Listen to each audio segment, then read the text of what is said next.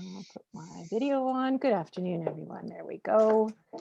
Um, and welcome to the what promises to be a very informative hour as we host you, the members of CAM, Canadian Association of Mold Makers, Automate Canada, as well as future members of our associations, to our economic update from the Business Development Bank of Canada, BDC.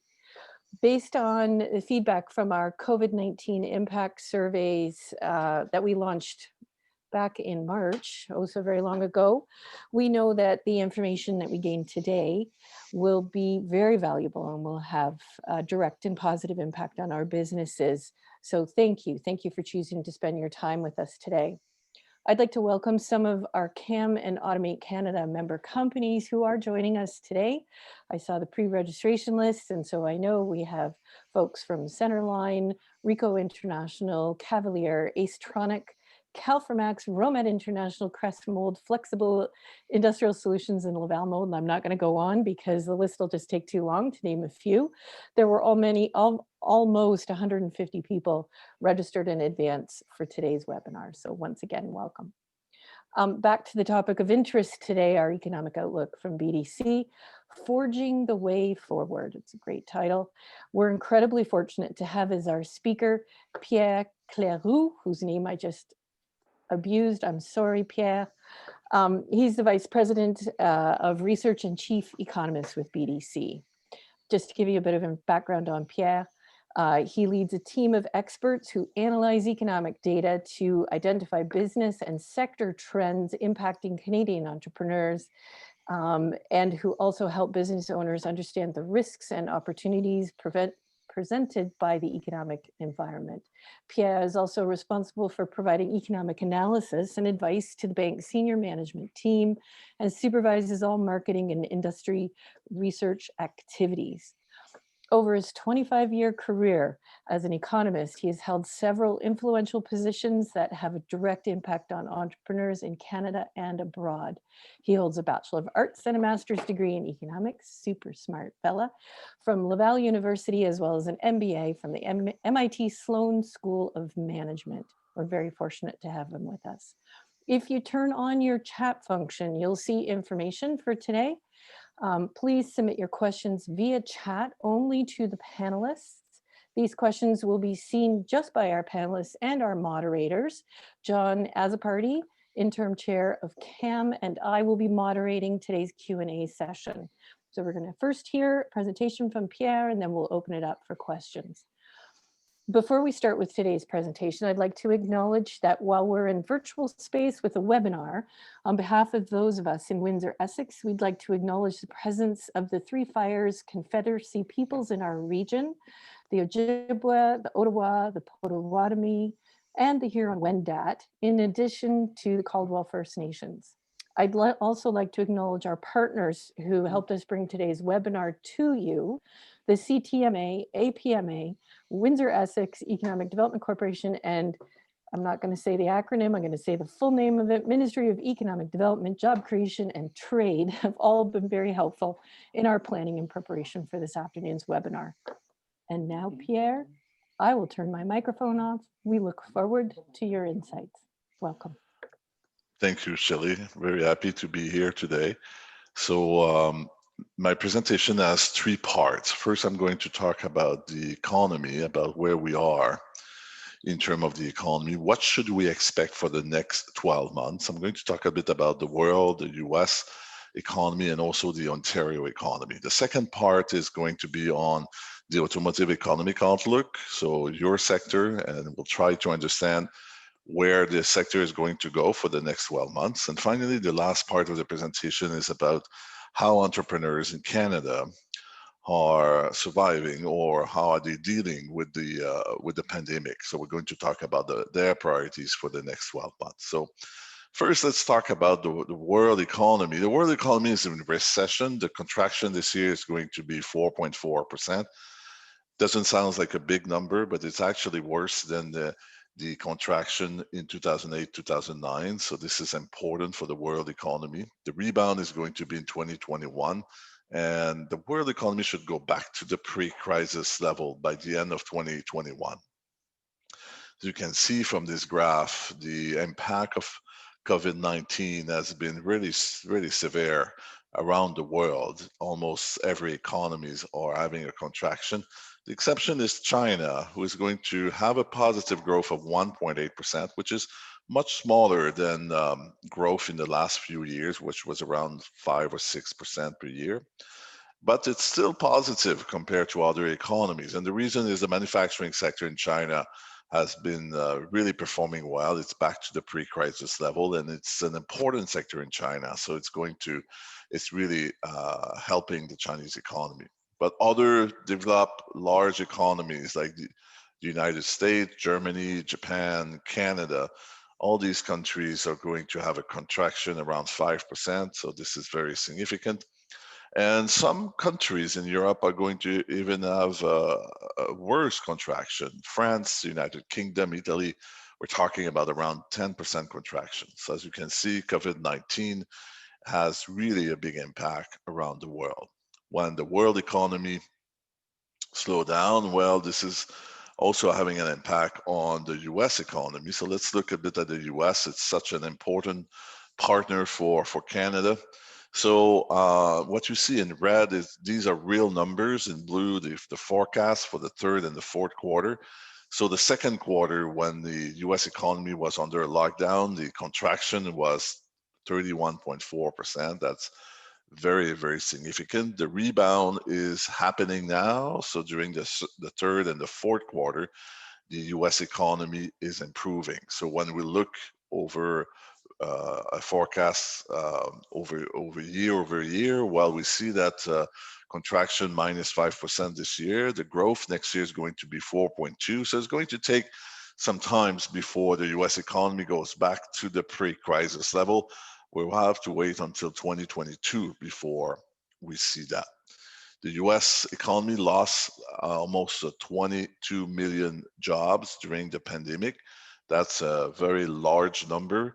Part of these jobs has been recuperated. About 54% of the jobs has been recuperated so far. So the recovery is well on the way, but it's also slowing down right now. So as you can see, it's going to take some time before we go back to the low unemployment rate we had in the US before this pandemic. The good news is on the retail side. Retail is actually higher than it was in February, thanks to a government program of over $500 billion that really helped Americans to go through this crisis. We're talking about a second program, but the Republican and the Democrats couldn't agree on a second phase of the program. So far, we don't have it, which could help the economy. If Mr. Biden is elected, he promised to have a program.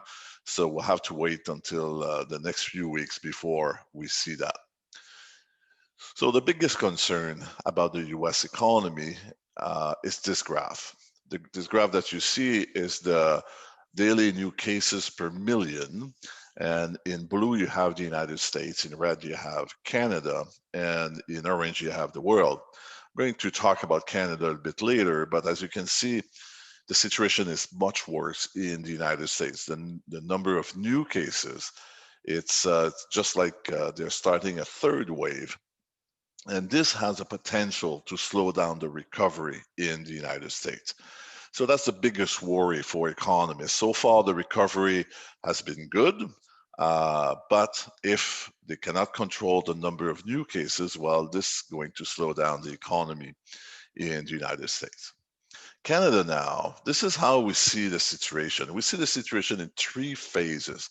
The first one was the lockdown that is behind us now. The second phase was the initial recovery. So during the summer, when the economy reopened, businesses were able to reopen and hire people. And then there's going to be the third phase, what we call the late recovery, is the recovery that is going to take the economy back to the pre-crisis level. So today we are at the end of the phase number 2.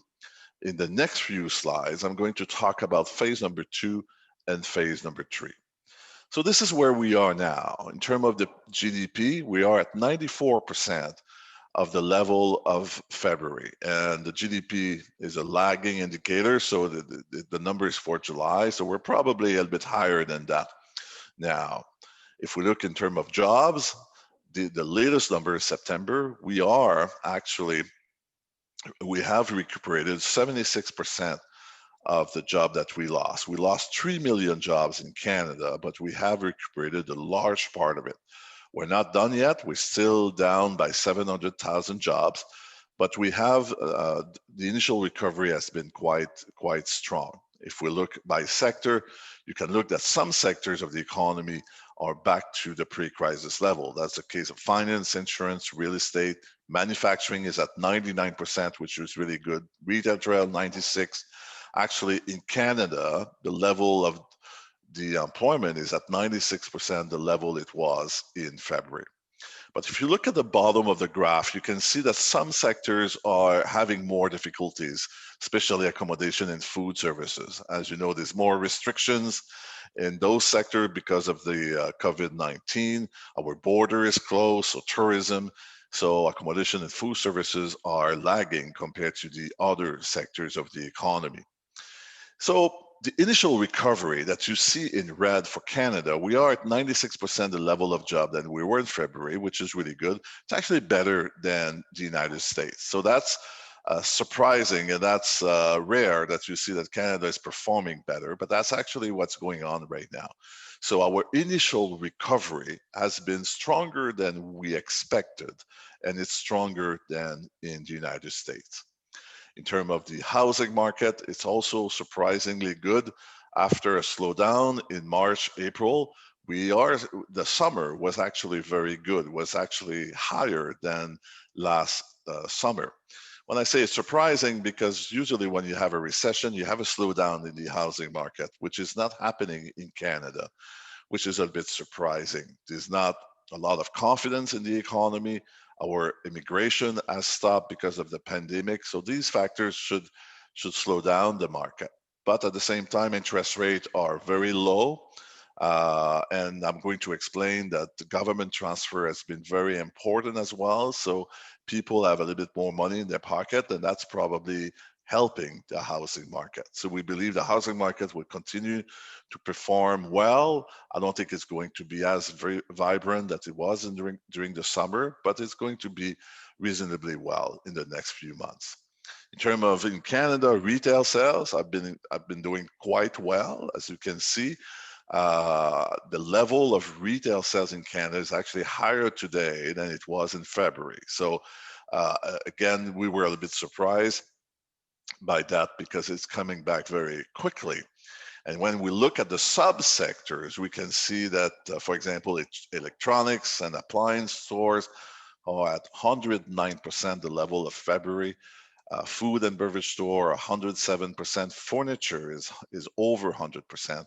So this is very good. So you might wonder, how come the retail is doing so well and the housing market is performing so well? Well, the next few slides are going to explain why. The slide that you see now is actually the level of revenue for all Canadians. As you can see, it dropped by 7% during the lockdown. So many people lost their jobs. Some people kept their job, but they're not working as many hours. So that's explaining why revenue are going down. But at the same time, transfer from the federal government has increased by more than $200 billion, or they have increased by 60%. So this is helping Canadians who lost their job. So the bottom line, the result is our disposable income has increased by 11%. The disposable income is total revenue that Canadians are getting minus the taxes that they pay to different governments. So that's basically the money you have in your pocket. So Canadians have more money in their pocket today than in February. On one hand, they lost revenue because some of them lost their jobs. But on the other hand, they receive more government transfer. So the bottom line is an increase of 11%. So this is explaining why retail sales has been performing so well. And that's probably explaining why the housing market is performing so well. And that's one of the reasons to believe why car sales are going to be good for the end of the year and also for 2021. I'm going to come back to that a little bit later. So interest rates are, as you know, very low. We believe they're going to stay low. It's going to take some time before the Canadian economy goes back to the pre-crisis level. So we are going to be in a very low interest rate environment for the next 2 or 3 years. As for the dollar, it's at 76 cents now. Over the last over the summer, it went from 75 to 76, has been quite stable. We believe the dollar is going to remain low. And the main reason is the economy is performing relatively well, but it's not back to normal. Also, the dollar, there's a strong correlation between our dollar and the oil price. And the oil price is low and is going to stay low for a while. We produce a lot of oil in Canada. 20% of our export are oil and gas. So when the oil price stay down, well, it keep our dollar a little bit lower. So for the next 12 months, we see the dollar around 75 cents. So the initial recovery has been strong in Canada. And I'm going to talk a bit about Ontario now. So the Ontario economy has lost jobs during the lockdown, but a lot of these jobs has been recuperated. Ontario now is at, just like Canada, at 96% the level of job that we had in February. In terms of the different sectors, we can see that manufacturing is actually over 100%. It's actually 102% the level of February. Finance, insurance, and real estate are 101%. In general, in Ontario, it's 96%. If you look at the bottom of the graph, just like for Canada, you can see that accommodation and food services are lagging compared to other sectors for exactly the same reasons. A lot of restrictions, some restaurants are still closed, so that's explaining why the level of jobs is still behind. But the reason why the manufacturing sector is doing so well is because of the automotive manufacturing in Ontario. As you can see, during the lockdown, the value of or the revenue from the sales from the automotive manufacturing has dropped significantly, but it rebounded very quickly. V-shape, like economists likes to call it. So we are actually back to the pre-crisis level, and that's explaining why the manufacturing sector in Ontario is performing so well, much actually better than in the rest of the country. And I'm going to come back to that. Retail sales is also performing well. Retail sales are higher today than before the pandemic, probably for the same reason as for Canada. The disposable income has increased in Canada, which is also obviously helping people in Ontario. So the initial recovery has been strong in Canada, stronger than what we expected a few months ago, and actually stronger than other developed economies like the United States. So the question is, what's ahead? What is, how the economy is going to perform for the next 12 months? So level of job, we are at 96%, so which is good, but we're not at 100%. And like I showed, some sectors are not performing very well. So we believe that the rest of the recovery is going to take a bit more time. The growth is going to be at a slower pace for the rest of the recovery than it was for the initial recovery. And there's 4 reasons for that. First, the pandemic is not over yet. Second, consumers will remain cautious with their money. Third, business investment are down. And finally, some key sectors of the economy are going to take a bit more time. So the first reason is this graph. This is the number of new cases per day per million in Canada, only for Canada. As you can see, during the first lockdown, we had many cases in Canada. We had a pretty good summer. Number of cases during the summer was quite low. But now we have the second wave, and we have the second wave across the country. The worst provinces are Ontario and Quebec, but Alberta is also, Alberta and Manitoba are also, they have also a large number of new cases. So this is important. This has a potential to delay the recovery in Canada. Our situation is much better than in the United States or in France or in the United Kingdom. But still, the danger here, if we cannot control the second wave, we might have to go under a lockdown in some sectors. That's already the case for restaurants in Ontario and Quebec, but governments might decide to put more sectors under a lockdown if this number of cases is not under control. So this is actually the biggest concern we have about the last part of the recovery. Second is consumers will remain cautious. Saving rates in Canada are really, really high. People are spending, retail sales has been performing quite well, but they're also saving a lot of money. So there's a lot of uncertainty. So Canadians has been quite cautious about their money.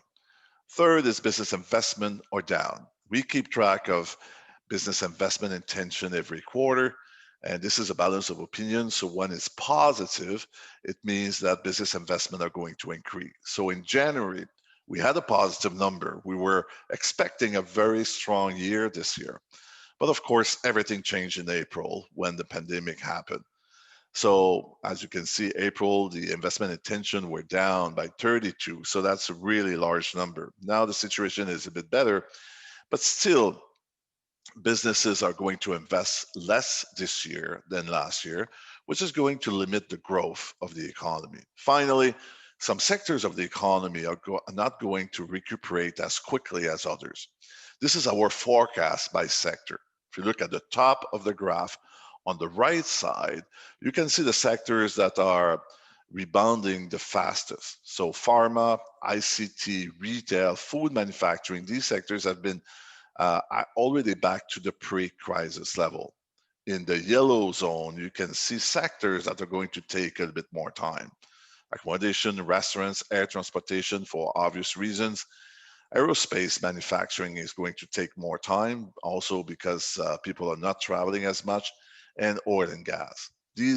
All these sectors are important for the Canadian economy, so they're going to delay the full recovery. So this is our forecast. Today, we are at the end of this phase of initial recovery. Like I said, we have been performing quite well in Canada. We are actually doing better than the US. The full recovery is going to happen when we go back to the pre-crisis level. And for the 4 reasons I explained, this is going to take a bit more time. The pace of growth is going to be slower than what we have seen during the summer for the reason I mentioned. And it's going to depend on the virus. It's going to depend on the second wave and maybe the third wave. So we have 2 forecasts. The first one is what we call our optimistic forecast, which is at the top of this range that you see.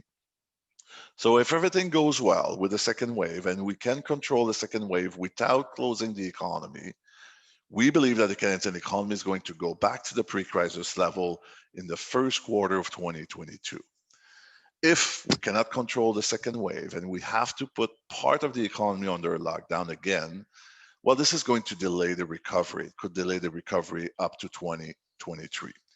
So the recovery is going to depend at this point of how we deal with the virus. So this is going to be critical.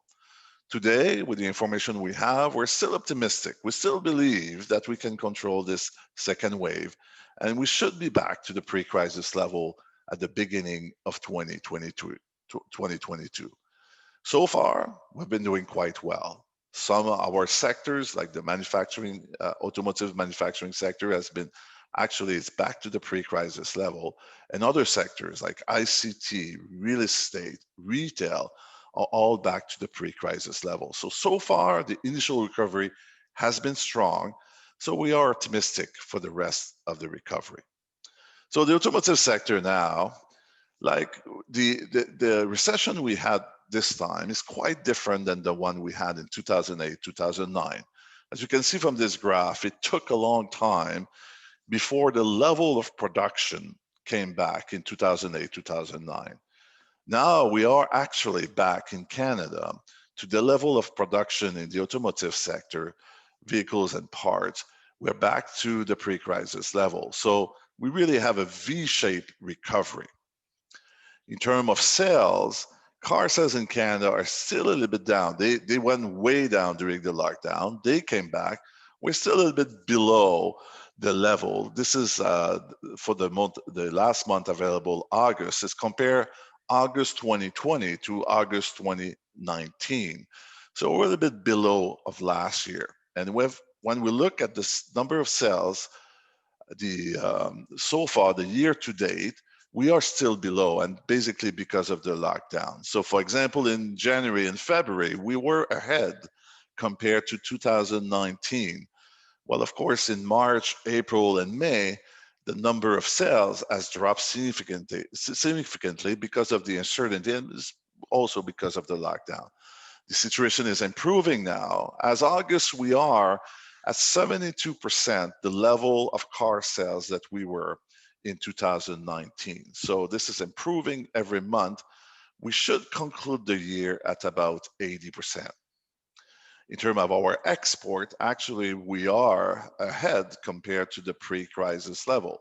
We are at 104%, the level of February. So we are actually doing quite well, and we are doing better. Your sector is doing better than the total export in Canada, which is just back to the pre-crisis level. So what should we expect in terms of car sales for 2021? Well, we are optimistic. We believe that car sales are going to go back to normal in 2021 for different reasons. First, we are expecting that there's going to be a very large stimulus package in the US if Mr. Biden wins the election. And this is going to help the recovery in the United States, and it's going to help car sales in the United States. Low interest rate usually stimulate car sales, which we believe is going to happen in low interest rate, interest rates are already low, and we believe they are going to remain low for the next few years. Employment is improving every month in Canada, and they will continue to improve in 2021. And consumer confidence is improving. And we believe that in 2021, as the economy is performing better and hopefully we have a vaccine, the level of confidence is going to really increase. So we believe that the car sales in 2021 is going to go back to the 2019 level, so higher than what it is this year. And this is going to obviously be the driver of the manufacturing sector in the automotive sector. The last part of the presentation is about how entrepreneurs are reacting to the pandemic. So in the next few minutes, I'm going to talk about our latest research on after we did that at the end of the lockdown during the summer to see how what was the impact of COVID-19 on Canadian businesses, and what are their priorities now? So first, the impact has been quite severe in Canada on businesses. 76% reported a decrease in sales. 45%, almost half of Canadian businesses have to reduce their staff. 76% has lost some profit, and 39% has to took more debt. So this is very significant. As you can see, the pandemic has been, the impact has been very strong on businesses. So we interview more than 1,000 entrepreneurs across the country in every sector of the economy to see what are their priorities for the next 12 months. And we were able to see that is quite interesting. The first one is actually to improve their financial situation. Like we said, the level of debt has really increased. So people are feeling that the first priority is to improve their financial situation. Firstly, they want to reduce their operating costs. So during the pandemic, during the lockdown, many businesses work on reducing their costs, on becoming more efficient. They want to improve their cash flow management. They want to reduce their debt. And some of them want to set up a contingency fund for the next slowdown. So the first priority for Canadian entrepreneurs is really to improve their financial situation. The second one surprised me a little bit. They want to take advantage of technology. 40% of Canadian entrepreneurs said they want to invest more in technology for the next 3 years. And the reason why they want to do that, the reason why they want to do that is they want to improve their efficiency. So they want to invest in technology to be more efficient, to improve their processes. During the pandemic, they realized that they can really work on their efficiency. Third, they want to focus on teleworking, which is not, you cannot apply that in every sector or every employee. But the pandemic has changed the game in terms of teleworking. And the fourth priority is to have a bigger presence online. The pandemic has shown to many entrepreneurs that consumers are looking or buying online more and more, so they want to invest in that. Finally, the last priority, which kind of surprised me as well, they want to focus on growth. 25% of entrepreneurs in Canada said that they are going to focus on growth.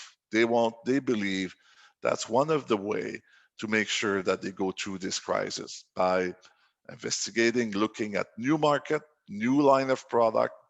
They want to grow during this difficult period of time.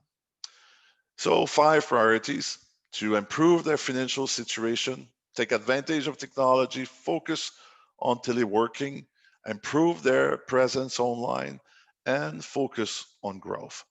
Finally, the conclusion: the Canadian economy recovery is well underway. Actually, the initial recovery in Canada has been strong, stronger than we expected, and actually stronger than in the United States.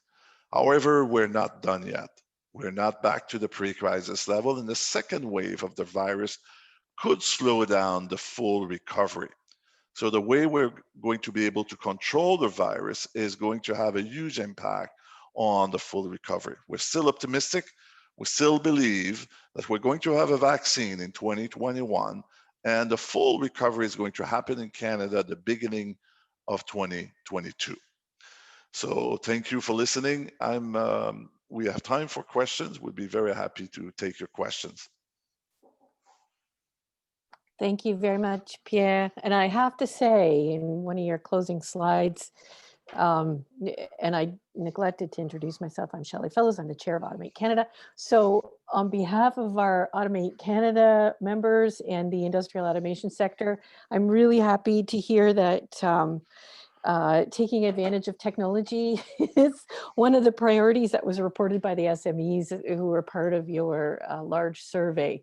So that's good news for us, and we're happy to hear that. So I've been joined by John Azaparty, who's up on the space shuttle today. Yeah.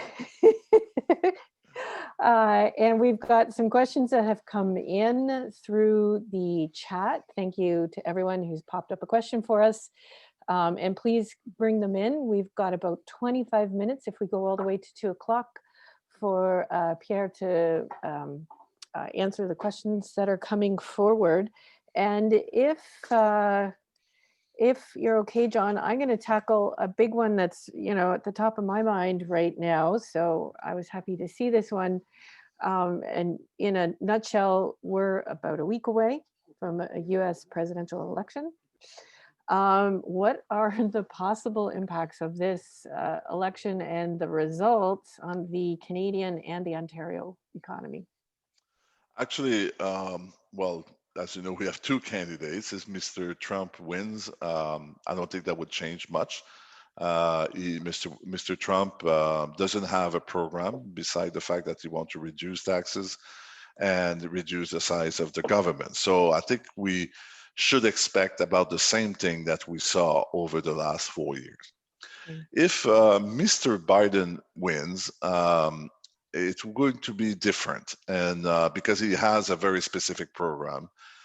First, he said that he has a plan to control the virus. He also have a plan to help Americans, so a spending measure that could help the US and the Canadian economy.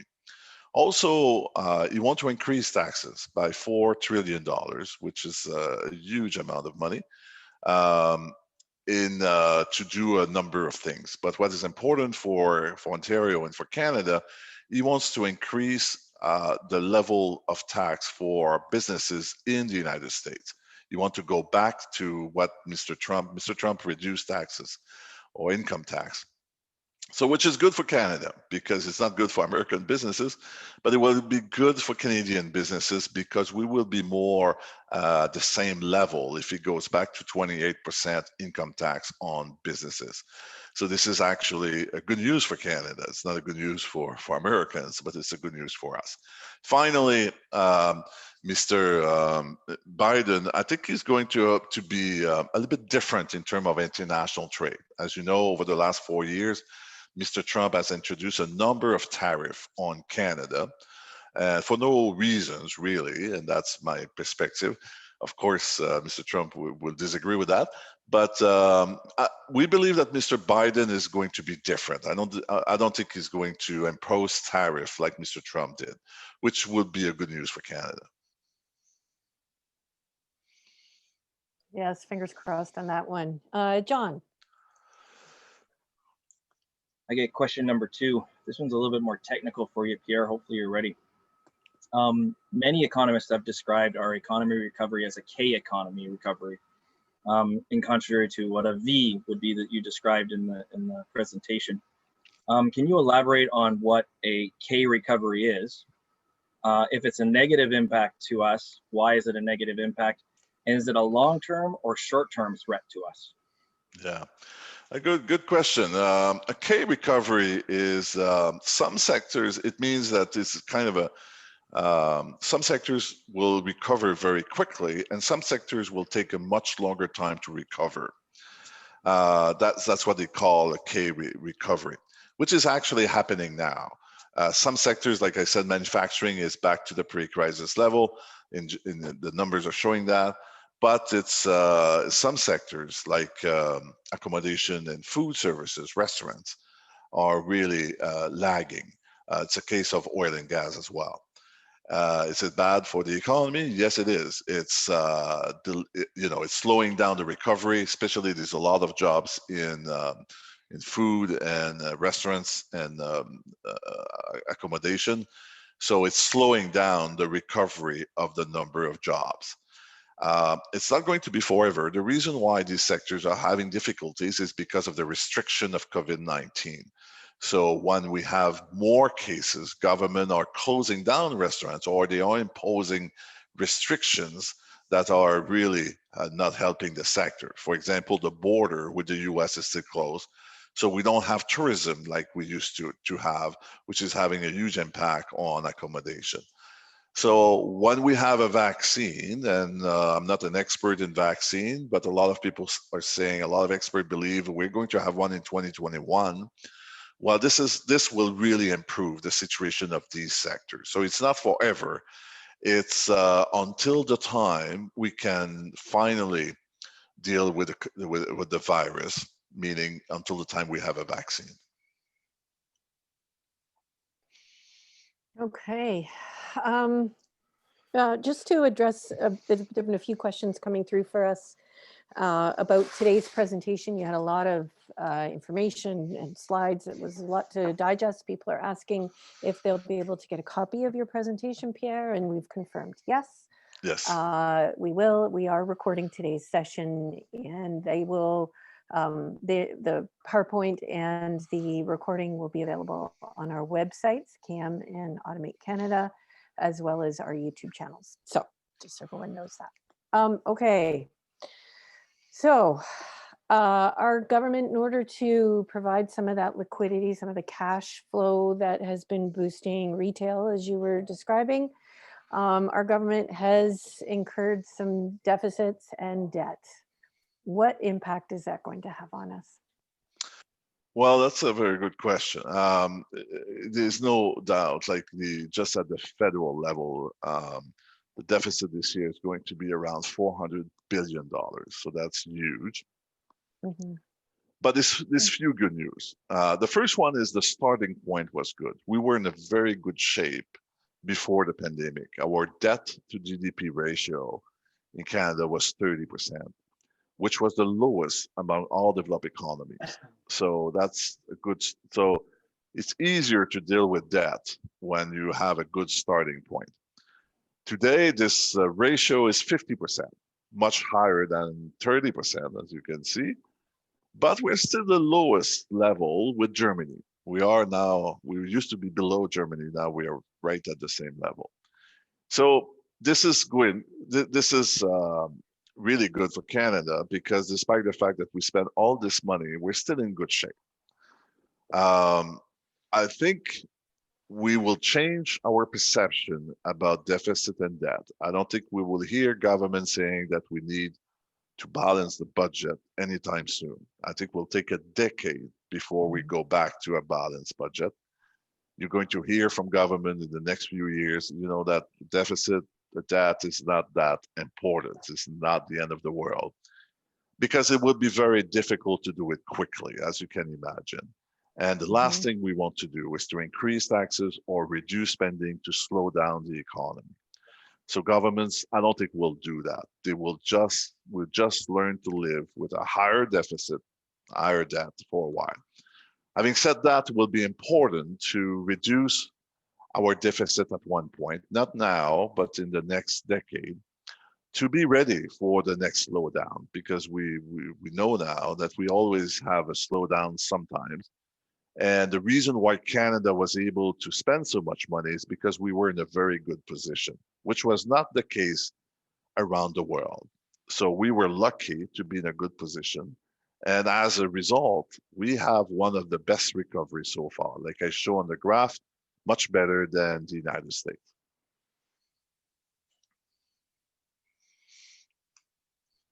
All right, so I get the next one, which is it actually ties into what your presentation really talked about, which was this, this potential second wave, and even people have now described as potentially a third wave, depending on how long the second wave goes for. Your numbers say that we potentially could be looking at 2022 as a recovery, maybe 2023. That's a long time. A lot of these people are running businesses, and to be able to try and withstand that type of recovery for, let's say, another maybe 1.5 to 2 years is a long time. Is the government prepared, and have you heard whether the government is prepared to be able to extend a lot of this support that's coming our way, that in a lot of cases is keeping certain sectors alive? Are they prepared? Do you know if they can go that long? Maybe 2 years?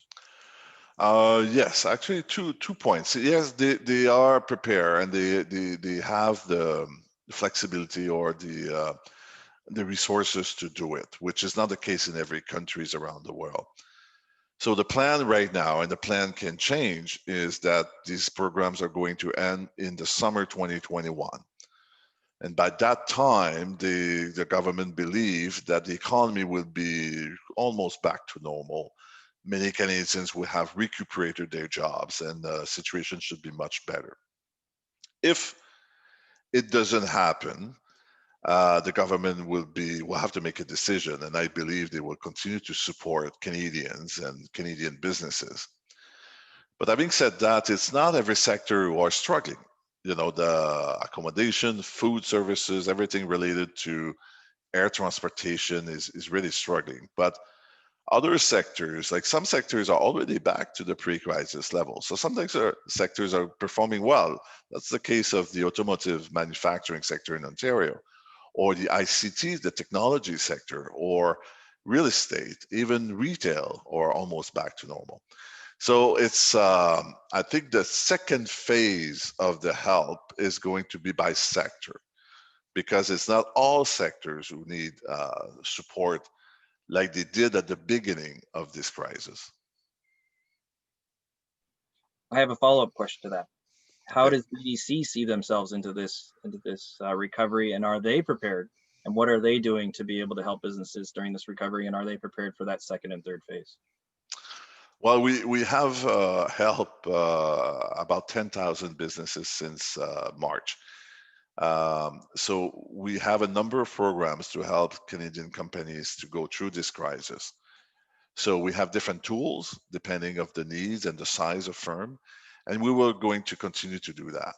And we want to focus in the next few months on technology, because we realize there seems to be a real momentum among Canadian businesses to invest in technology to improve their business. We strongly believe in that because we believe it's the way to go in Canada to be competitive. And we're going to announce a few things in the next few months to help to support Canadian companies to invest more in technology. was writing notes. So, so just a reminder to everyone, we're trying to address the questions as they come in. Here's one, and I don't know if you'll be able to answer this, but the question is, are you seeing the SMEs or corporations increasing or decreasing their marketing spend? Was that in your survey? Actually, it's a very interesting question. What we are seeing in our surveys is businesses have reduced their traveling massively, like their budget for going to conferences, going to trade show, even just a salesperson traveling. And actually, it has an impact on the bottom line. A lot of people said, I'm not making as much money, but I reduced my costs so much that actually I'm more profitable today than I was. So that's something we see. We see an increase in marketing online.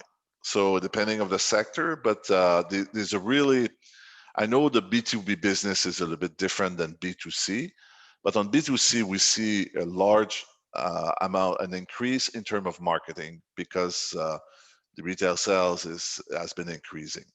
But also in B2B, what people are telling us is a lot of business are done now on just like today on a virtual basis. And there was a study done by McKinsey saying that about 20-25% of businesses are saying this is going to be the new way of doing things. You don't always need to meet someone in person to do a deal. So probably the new reality is going to be different than the pre-COVID-19. After all this is done, let's say we have a vaccine in 2021 and we're back to our normal life, probably the traveling is going to be different. People would do much more business online than they used to. You cannot do everything online, so there's going to be, people would be traveling and go back to trade shows, but it's going to be different.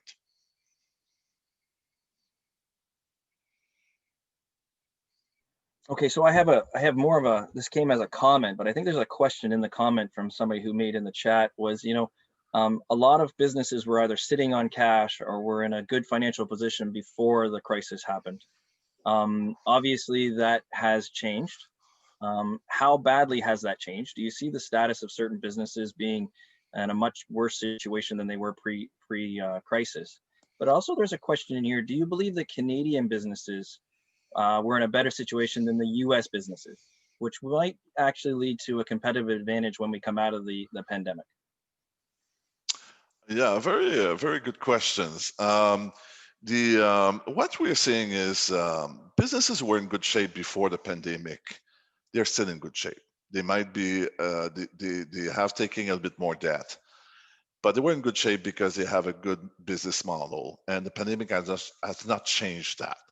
So the lockdown was probably difficult for businesses, but since the end of the lockdown, people were able to go back to their business and they are doing relatively well. People who were not doing well before February, well, a lot of these guys are worse. Of course, it depends from one sector to another. In hotels and restaurants, it's even if you were doing well before, this is a very tough situation. But for every other sector, businesses were doing well. What we find is they are doing well now. Even if they are a bit more in debt, they are going to continue to do well. If your business model, I'll give you a specific example, which is not in manufacturing, but even before the pandemic, some retails were struggling because they didn't take the retails, the online business enough. So they didn't change their business model as consumers are buying more and more online. Well, these guys today are really in trouble because the online business has just accelerated. So the opposite is true. Even in retail, people who they had a good strategy before the pandemic online, well, actually their sales online just exploded. So they actually doing better now. So it all depends of your business model. If you were successful before the pandemic, the chances are that you will be successful after as well. I forget the second part of the question, I'm sorry. Will that give us a competitive advantage? No. The level of debt in Canada has increased significantly for business. The same thing in the US, but I haven't seen numbers that compare the two. So I'm not able to say if we are going to get out of this with a competitive advantage. But there's no doubt that Canadian businesses are more in debt today than they were like 6 months ago. I'll just give a follow-up on to what Pierre is saying, and I'm not answering the question for Pierre by any means, but a lot of tests that are being done on businesses today by OEMs and tier ones is on their financial stability or their ability to be able to come out of this and still be good suppliers or stable suppliers to their clients. So in a lot of ways, the measure by which you can handle the crisis to a lot of our clients is a testament to whether you're going to be a good supplier. So our ability to manage this pandemic will be how we're measured. Yeah, that's a great point, John. Okay, I have a balance sheet question, sort of.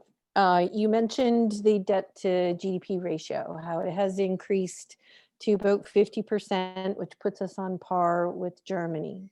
So one of our participants noted here, I'm going to read it so I don't read it incorrectly. The IMF, International Monetary Fund, released its semi-annual fiscal monitor report last week. No surprise, it projects bigger deficits for all countries for 2020. What is surprising is that Canada will have the distinction of running the largest deficit among all countries at 19.9% of GDP. This even, and here's a pun, trumps the United States, which has the second highest forecast deficit at 18.7%. It's almost double the average deficit for European countries, which is 10.1% of GDP. So it would seem our spending to combat COVID has been high. What impact do you see here, Pierre? First of all, I agree with these numbers, and I agree that our spending for COVID has been high, higher than any other countries in the world. Having said that, like I said before, we had a good starting point, so we were less in debt than other developed economies. I wouldn't say it's a good excuse to spend money, but it's the fact that we spend so much money didn't put Canada in trouble. We still have one of the best credit rating in the world. But it shows also, you can agree or disagree that it was a good strategy to spend as much money. On one hand, we spend a lot of money. On the other hand, we help the economy to recover faster. So you can agree, you can agree or disagree with the strategy. Since we were in a good position, the situation is not too bad. But obviously, we cannot continue to do that.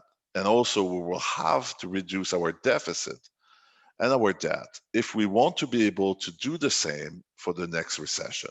I don't know when is going to be the next recession, hopefully not before 10 years. But the reason why you want to be in a good financial situation is because once something happens, you want to be able to help Canadians and businesses. You're not able to do that if your debt level is too high or your deficit is already too high. It's not very different from a business. The businesses who came into the recession without any debt, for example, they were able to borrow money in an easier way if you were fully loaded before the pandemic started. Same thing with countries. Some countries, they couldn't spend money because their debt level is too high. So that's why it's important. It will be important to go back to a more normal level of deficit and debt.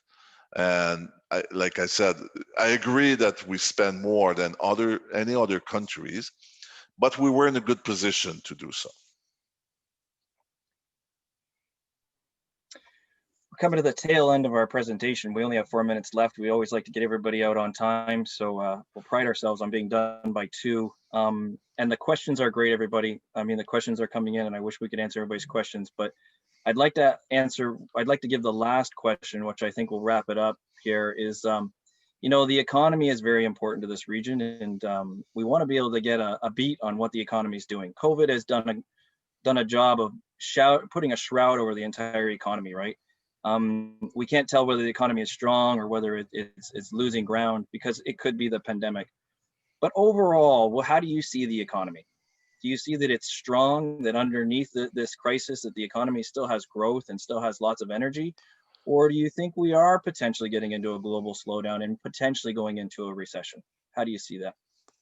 I think the economy is still good.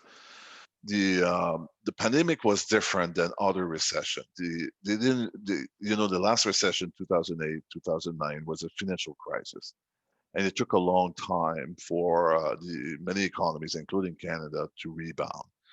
This time it's different. The pandemic is not going to change the structure of the economy or the fundamentals of the economy.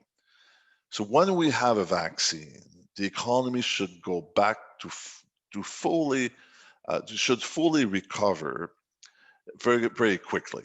And the strength that we had before the pandemic will continue after that. Also, the weakness. For example, nobody talk about it now, but remember in February, we had a shortage of labor in Canada. And the shortage of labor is going to be there when all this is over. So let's say in 2022, we go back to the pre-crisis level. I think the economy will be strong like it was before the pandemic. And we will have our challenges, like, for example, the shortage of labor will just come back. So this pandemic is not changing the fundamentals of the economy. It's just putting the economy on pause for a while. So thank you. That to me is an excellent point at which to stop today. And John, I'm going to hand it over to you to take us out of today's session. Thank you. Well, I have to start with just thanking Pierre. I mean, Pierre, I'm a bit of an economist myself, so I really enjoyed listening to, as I'm sure the 150 almost attendees that listened to your words of wisdom today. Uncertainty is risky, and the only advantage we have in an uncertain time is knowledge, and we need experts like yourself to continue to give us guidance. So thank you very much today for everything you did. I'd always like to thank my co-moderator, of course. Sharing the stage with Shelley is always enjoyable. I just love listening to you as well. And then Carly for setting all this up, who's the other person you see on the screen. It wouldn't be possible without Carly as well. A real quick thank you to our partners who helped us, the other associations, obviously CTMA and APMA, for helping us to bring all of you here today. Without them, we obviously can't do this. Our corporate sponsors for our association always help us to get our things done. So Jason at RBC Wealth, Faro and Progressive Components, they're always need to be thanked at every opportunity. And then, to be honest with you, I have to close up with these types of remarks. This is an area that really felt what it was like to be in 2008, 2009, 2010. And I've heard a lot of my fellow entrepreneurs who have said, is this just another recession like we went through back then? And this area very much felt that. And I think that a lot of people are comparing the two, and to hear that you don't see us in that same situation, I think it's words of encouragement for everybody, especially myself. The recovery, although we'd like to see it in a year, could be 2 years. That's a long time for everybody out there. But one of the things that I think you said that resonated with me was that, if there is a recovery that is like that, manufacturing is excluded from that recovery of 2 years. This is a local economy that's very, very much dependent on exports to the United States, which is 85% of what we do. We deliver to the United States. So the US dollar continuing to be, stronger than the US dollar will help us.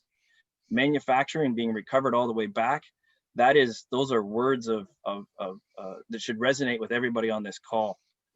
So thank you. I mean, I'll be honest with you, I feel a lot better after having heard your presentation. So again, thank you for those words and for that data.